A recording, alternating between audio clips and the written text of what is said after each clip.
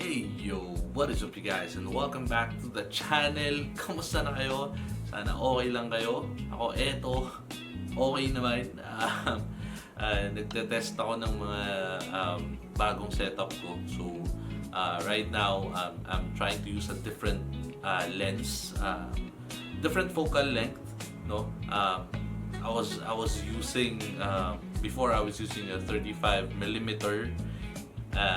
Ngayon, dahil may nabili akong bagong lens, this is a 24mm. Although before, I was using 24mm naman na talaga. But that was back when I was using yung M series ng Canon. But right now, nagpalit kasi ako ng camera. And sinama ko yung mga lumang lens ko. So right now, I'm using a different one. So I tried using a 35mm dun sa pinaka-last na upload ko sa pinakabagong series natin or sa pinakabagong season, no? Sa season 4 episode 1. And since nakabili ako ng bagong lens, I'm trying to use this one. So testing lang muna, but definitely parang ito na yung gagamitin ko kasi mas nasanay talaga ako sa 24mm na focal length, no? Yun. Anyways, medyo naliligaw tayo, no? Hindi nga pala tayo camera gear review. Gusto ko lang i-share kasi syempre, may mga nagtatanong din kasi about sa mga ginagamit kong equipments. So, ayun. Anyways, ano nga bang pag-uusapan natin ngayon? Well, ang pag-uusapan natin ngayon is about sa tattoo inks. Ito, sobrang daming nagtatanong nito. Sobrang isa to sa mga top questions, if not the top question, no? Bumabalik kasi ako ngayon sa pagsagot ng mga questions sa mga channel natin sa channel natin sa Facebook, sa TikTok. So one of the top question is, ano nga ba yung pinakamagandang gamitin na black ink?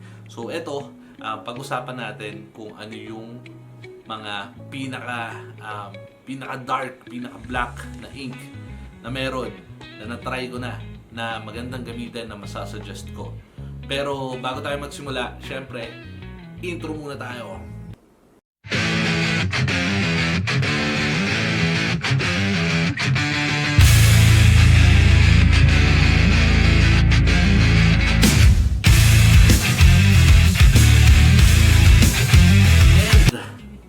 Are back. Yes, sir. Ayun. So, ano na nga ba yung pag-usapan natin? Well, the question is, ano nga ba yung pinakamagandang gamitin na black ink? Or ano nga ba yung pinaka-dark sa mga black ink? Yun. Ito, kapag tinignan mo kasi, sagutin na natin agad, no? Kapag tinignan mo, halos lahat sila pare-parehas black. Diba? Minsan nagkakaiba-iba lang ng consistency at syempre, ng branding. So, ang hirap malaman kung ano nga ba yung magandang black ink na gamitin. So, bago pala tayo magsimula, no, balik din tayo sa mga shoutout natin. Kung gusto nyo magpa-shoutout, comment lang kayo sa baba. Comment nyo kasabwat ng kung saang lugar kayo nakatira para malaman natin kung hanggang saan umaabot yung mga videos natin. Halimbawa, kung ikaw ay taga Bulacan, so, kasabwat ng Bulacan, yun, shoutout ko kayo dyan. Okay, yun, balik tayo dyan kasi nanonood ako ng mga lumang videos ko at nakita ko yung mga videos ko na marami nagpapa-shoutout. Pero syempre, pili lang tayo ng 5 o 10 para hindi naman sobrang haba. Kasi dati, ang haba ng mga listahan ko ng shoutout, ang dami nagre-reklamo. Ayun, anyways, eto na nga. So, meron tayong kodigo. So, pag-usapan natin is yung pinaka-dark na black. So, hindi ito yung kung ano yung pinakamagandang gamitin or kung ano yung pinaka-versatile or whatnot. No? Kung ano yung pinaka-dark na black. So, yung black kasi is, or yung black ink, kung ano yung isasuggest ko, depende kasi yan sa style nyo ng, number 1, sa style nyo ng tattoo. Number 2, paano nyo ba gagamitin? Is it for lining, for shading, for color packing?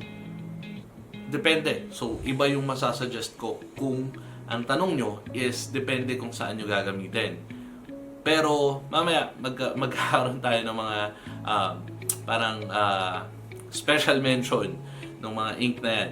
Pero dito muna tayo sa mga pinaka-dark na ink, na black ink. So ito yung mga nakalista dito is yung mga na-try ko na, no? At mga talagang ginamit ko na at nagamit sa akin. Yun. So, simula tayo. Siguro simula tayo sa number 5, no? So, number 5 para sa akin, no, na nagamit ko na. Isa sa mga pinaka-dark na ink is yung Allegory Black. BLAK. Yun. So, Allegory Black. Isa yan sa pinaka-dark na ink na nagamit ko sa black, ha. hindi ito nakabase dun sa nung ginamit ko siya. But I'm basing this dun sa healed tattoo. So, ito, yung Allegory Black, nung ginamit ko siya, tapos nung nag-heal na yung tattoo, hindi ko na kasi masyadong maalala kung ano yung mga tattoo na pinaggamitan ko nito. But, gusto ko sana magsama ng example, no, doon sa mga nagawa kong tattoo. Pero ito, sa Allegory Black kasi, ito sobrang dark niya and kaya siya number 5. Versatile din siya na pwede siya sa lining, pwede siya sa shading kasi yung Allegory Black is medyo parang silky smooth. Tama ba? For lack of a better term. Silky smooth yung consistency niya. So maganda siya i-mix. So pwede niyo siyang haluan ng ibang kulay para makagawa kayo ng opaque gray or nung mga true gray na tinatawag. Pwede rin siyang haluan ng mixing solution. Depende kung anong ginagamit yung mixing solution. Kung old school kayo, vodka ba yung gamit nyo? Gin? Yan, alcohol, tubig.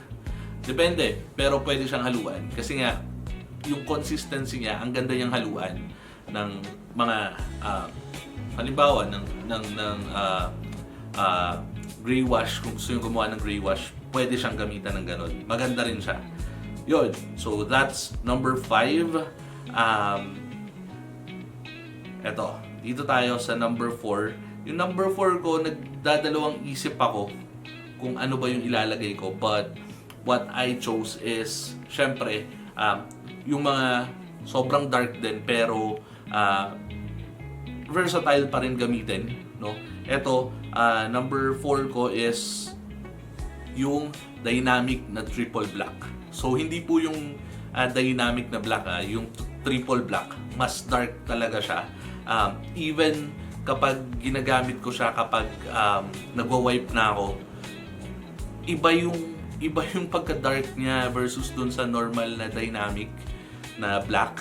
So yung triple black as in medyo mas mahirap siyang linisin versus dun sa normal na dynamic. Consistency niya halos ganun din, pero parang ewan ko don't quote me on this. This is just based on my experience, no. Medyo mas malapot siya versus dun sa normal. Hindi ko alam kung ako lang ba to or nadadala lang ako sa pangalan na triple black. Pero ayun, maganda siyang gamitin. Nagamit ko na siya pang cover up at sobrang solid niya, no.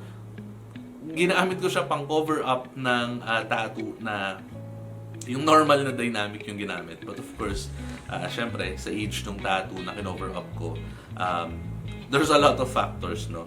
But definitely, dynamic black or dynamic triple black is number 4 kasi, again, versatile din siya at mas dark siya for me doon sa Allegory Black. Ewan ko. But again, isa to sa mga ink na kahit triple black na siya, kasi usually kapag nag-triple black hindi na siya ganoon ka-versatile. Ito, kahit papaano versatile pa rin siya. Hindi siya kasing thick ng ibang black, yung mga kasunod natin dito. Yung iba kasing black is medyo mas thick na siya yung consistency. But etong dynamic black, hindi siya sobrang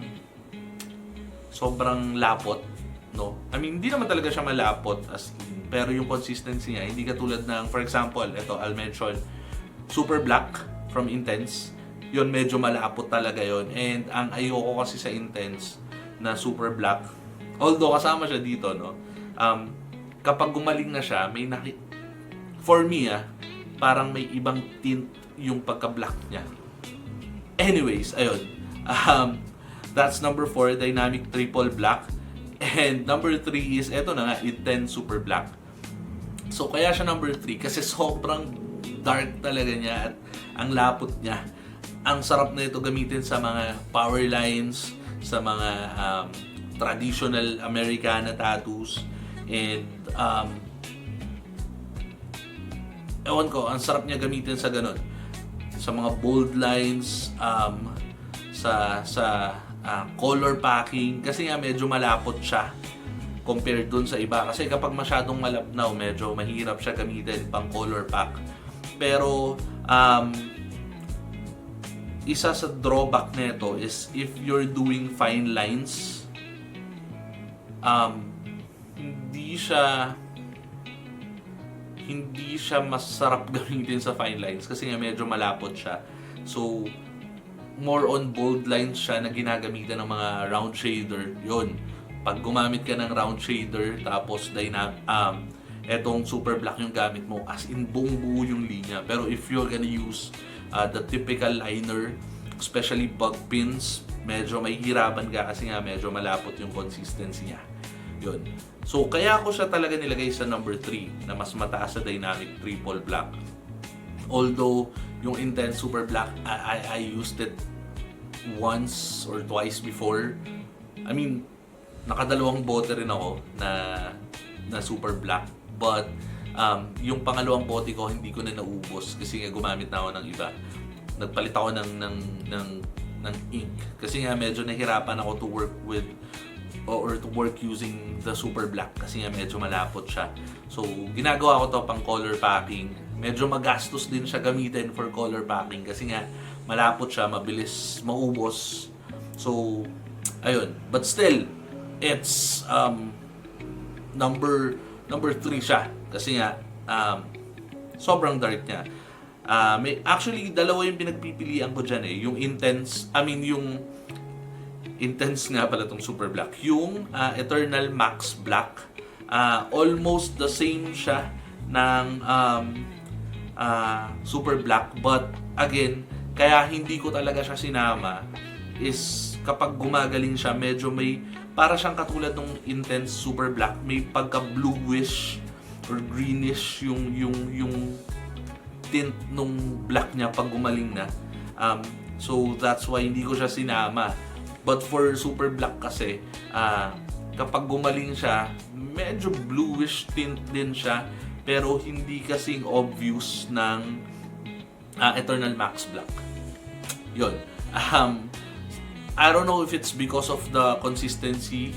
Siguro kaya lumalapot yung mga ink na yan is because of, I don't know, something they add to make it more black or darker than the usual, pero nagkakaroon siya ng epekto sa paggaling ng tattoo. But for Intense Super Black, hindi siya ganun very subtle lang siya, unlike dun sa Eternal Max Black. Kaya hindi ko sinama yung Max Black. But again, special mention tong Eternal Max Black kasi super dark din niya, and if you're gonna use it parang to create medyo malaking tattoo na puro Eternal Max Black yung gagamitin nyo, okay din siya. Lalo na kung gagawa ko yung imimix nyo siya sa mga ibang kulay to create like opaque gray. Maganda siyang gamitin doon if you're gonna use it that way. But technically, ang pinag-uusapan kasi natin is yung pagka-dark. So if the question is anong magandang gamitin pang mix sa mga opaque, I'll definitely recommend Eternal Max Black and Intense Super Black. Pero yun nga, medyo malapot talaga siya. So magiging malapot yung consistency niya. So that's number 3. And number 2 natin, ito isa sa pinakamaganda, isa rin sa paborito kong packaging na bote, no, is yung triple blackout from world famous ink. Yan, isa to sa pinakamaganda at pinakapaborito kong bote. Nagamit ko to, nakabili ako nito once before, no. I don't know, I don't have anything parang bad to say about this, but sobrang ganda niya gamitin, as in sobra. Bakit hindi ko siya ginagamit ngayon? Siguro if I'm still doing or tattooing like professionally, na ito talaga yung pinanggagalingan ng income ko, or ito talaga yung pinakaginagawa ko, yung pagtatattoo, siguro I'll still be using this. But again, right now, since hindi naman ako lagi nagtatattoo and medyo nag-iiba yung taste ko sa tattoo ngayon, I'm using right now I'm using Skin Candy, no, just because it's as versatile as the Dynamic Black. Sorry. The only reason I'm not using Dynamic Black right now is because dami kumakalat na peke. At minsan, kasi hindi na ako bumibili ng malalaking bote. So, minsan, natatakot ako baka mapeki ako. Kasi, when I bought Dynamic Black from a reputable source, hindi ko alam kung peki siya or may halo, or I don't know, I don't wanna drop names, but nung bumili ako doon, 8 ounce lang kasi yung 4 ounce lang yung binili ko. Parang hindi siya, I don't know if it's fake or whatnot, or kung anong ginawa nila doon, kasi nirebuttal lang nila eh. So I stopped using it just because sobrang daming peke, or baka na peke lang ako, hindi lang talaga ako magaling tumingin ng peke. Maraming beses na ako na peke sa ink, no? Dahil lang nagtitiwala ako. So that's the only reason I'm not using Dynamic Black right now. Skin Candy is one of the most versatile na black na nagamit ko. So that's why yun yung ginagamit ko. At wala akong nakikitang peking Skin Candy. Anyways, ayun. Etong number 2 natin na world famous triple blackout. Actually, ito nga dapat yung gagawin kong number 1. Kasi sobrang dark niya, tapos yung consistency niya, hindi siya ganun kalapot. Malabnaw pa rin siya. Ang sarap niya gamitin. Sobrang versatile niya. Ang sarap niya ipang lining. Sobrang ganda niyang ipang line. Sobra. Ito talaga yung gusto kong gawing number 1. But the only reason hindi ito yung number 1 ko is because yung number 1 ko is dahil nga ang question is ano yung pinaka-dark, no? Number 1 ko is still world famous, but this is the blackout. So hindi ito yung triple blackout. Ito yung blackout lang. So etong triple blackout kasi paano ko ba sasabihin to? Mas dark siya, oo, kesa sa blackout, pero ang hirap niya i-differentiate, or ang hirap i-turn into words. But blackout kasi is meron ako sinulat dito eh. Sobrang pag gumagaling siya, I don't know, parang yung tingin ko again, siguro dahil to kapag ginagawa nilang triple black, nagkakaroon ng something doon sa tattoo na kapag gumaling, nagkakaroon siya ng tint ng ibang kulay. I mean, yung triple blackout, very subtle lang yung tint niya. Hindi ko maintindihan kung anong tint niya, pero hindi siya katulad ng blackout na kapag gumaling, grabe, sobrang jet black yung blackout kapag gumaling compared dun sa triple blackout. Kung mapapansin nyo, yung mga sinasabi ko na parang yung mga triple black, yung mga super black na yan na sinama ko dito, yung max black, puro sila nagkakaroon ng tint. At hindi ko din alam kung bakit. Hindi ko alam kung paano yung ginawa nila dito sa triple blackout, no? Siguro because of kasi hindi siya ganun kalapot eh. Almost the same nga siya nung blackout lang ng World Famous. Pero kapag gumaling, iba yung binibigay na pagka-black nung blackout versus dun sa triple blackout. Pero ang experience ko dito, the triple blackout, I'm using it for lining, but for color packing and shading, I'm using the yung blackout lang, hindi yung triple blackout. Kapag sa lining ko lang ginamit yung triple blackout, sobrang ganda niya. Pero kapag pinang-color pack ko siya, doon ko nakikita yung something na tint na parang naiiba yung kulay. Ayun. So again, balik tayo, rundown tayo. Number 5, ayun, sorry, medyo naguluhan ako doon. Ang hirap kasi niya i-explain, no? Pero sana nagigets yung sinasabi ko. Rundown tayo. Number 5, Allegory Black. Number 4, Dynamic Triple Black. Number 3, Intense Super Black and / Eternal Max Black. Number 2 is World Famous Triple Blackout. And of course, number 1 is world famous pa din na blackout. Special mention natin dito na hindi ko nasama are yung, again, the regular dynamic black. Kurosumi, yan, sobrang classic niyang Kurosumi na yan. Skin Candy, just because ginagamit ko siya ngayon. Special mention natin yan. Ano pa ba? Kayo, comment kayo sa baba kung ano yung black ink na ginagamit nyo. At sana nagustuhan nyo itong video na to. Sana naging informative to para sa inyong lahat. At feeling ko, yun lang.